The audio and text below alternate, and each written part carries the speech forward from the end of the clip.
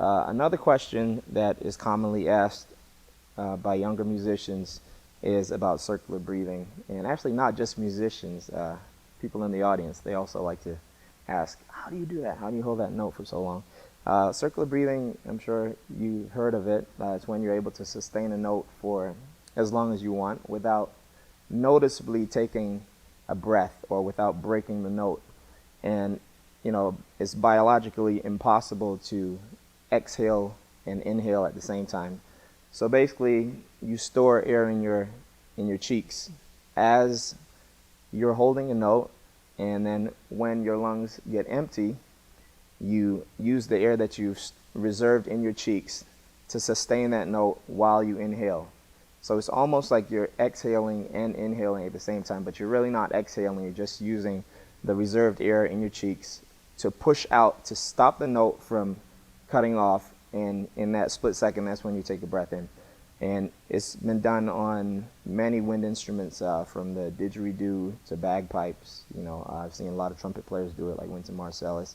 And some flute players, it's really hard to do on flute, but I've seen some flute players do it. But it basically would be like this, blowing out. So basically, I pushed out, but I inhaled at the same time. So to do it on the horn, it would be like this.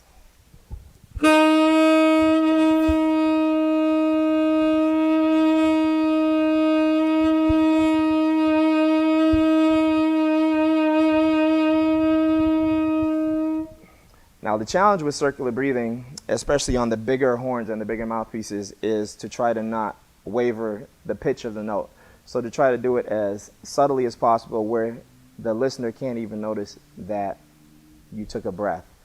And that comes with a lot of stamina. You have to be have good lungs and good lung support, a strong diaphragm in order to do that.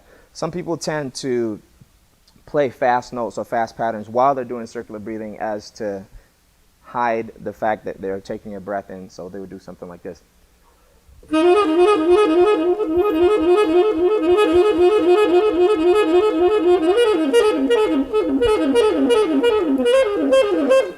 So that way it's very difficult to hear any kind of wavering or change in your pitch as opposed to just one straight note.